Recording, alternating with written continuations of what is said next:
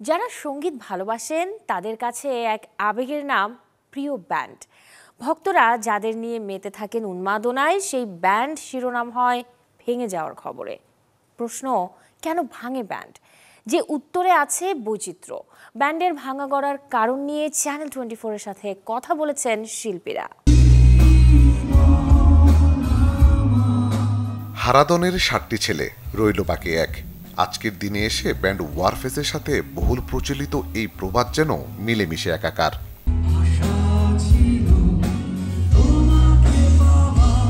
1984 সালে যাদের নিয়ে পথ চলা শুরু ওয়ারফেজের, 2025-এ এসে দলে কেবলই আছে একজন। বাকিদের কেউ গান ছেড়েছেন, কেউ অন্য দলে যোগদান করেছেন, আবার কেউ নতুন ব্যান্ড করেছেন।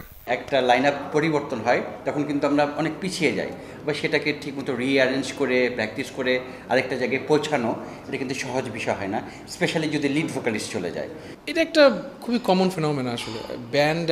ব্যান্ডে ভাঙা গড়া থাকবেই, দ্যাটস ভেরি নর্মাল আমাকে যেটা মনে হয়। আর লিজেন্ডারি ব্যান্ডের ক্ষেত্রে এটা খুব বেশি হয়। সো আমার কাছে যেটা মনে হয় যে না, একটা সময় পর্যন্ত মানে উই শুড স্টিক টুগেদার। এই গল্প যে শুধু ওয়ারফেজের তা নয়। সোলস, রেনেসা, নগরবাউল থেকে শুরু করে অর্থহীন, শিরোনামহীন, মাইলসের মতো ব্যান্ডগুলোতেও হয়েছে সদস্যদের আসা যাওয়া। আর এটিকে কেউ স্বাভাবিকভাবে নিলেও কেউ কেউ দেখছেন কঠিনভাবে। আমরা যখন গান করেছি বা মিউজিক করেছি, আমরা কী জন্য করেছি? We want to become a good guitarist. এটা আমাদের ইচ্ছা ছিল, আমরা ভালো মিউজিক করতে চাই, এটা কিন্তু উদ্দেশ্য।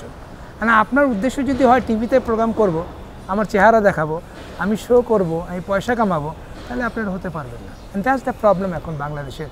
কেন ভাঙছে ব্যান্ড এমন প্রশ্নে কেউ বলছেন মতের অমিল, আবার কারো মত নিজস্ব কেরিয়ার। এটা যার যার ক্যারিয়ারের বিষয় থাকে, ফিলসফিক্যাল বিষয় থাকে, এই বিষয়গুলো মাথায় রাখতে হয় যে যদি তার ব্যক্তিগত ক্যারিয়ারের কারণে ব্যান্ড ছেড়ে দেয়, সেখানে কিছু করার থাকে না, বা ফিলসফিক্যাল গ্যাপের কারণে যদি ছেড়ে দেয়, সেটাও বিষয় থাকে। বাট ভাঙা গড়া কখনোই ভালো জিনিস না। প্রশ্ন ছিল, ব্যান্ডের ভাঙা গড়ার খেলায় কোনোভাবে কি ভাটা পড়ছে জনপ্রিয়তার? উত্তর এলো ভিন্ন ভিন্ন। ভাঙাগড়া থাকবেই, থাকে, এটা দুর্ভাগ্য, তবে এটা হওয়া উচিত নয়, এটা কারো মনের আকাঙ্ক্ষা নয়, এবং অবশ্যই এই ভাঙাগড়াটা থাকা উচিত নয়। বাট যদিও দুর্ভাগ্যবশত যদি কোনো ব্যান্ডের এই জিনিসটা ফেস করতে হয়, কিছু তো আর করার নেই। সেই ক্ষেত্রে শিল্প সংস্কৃতি, শিল্পর যে ধারাটা, এই গতিবেগটা যাতে থেমে না যায়। শিল্পীদের মধ্যে দলের ভাঙাগড়া শুধু যে ব্যান্ডের সংকট তৈরি করে তা নয়, ভক্তরাও হন হতাশ। আলী আফতাব, চ্যানেল 24, ঢাকা।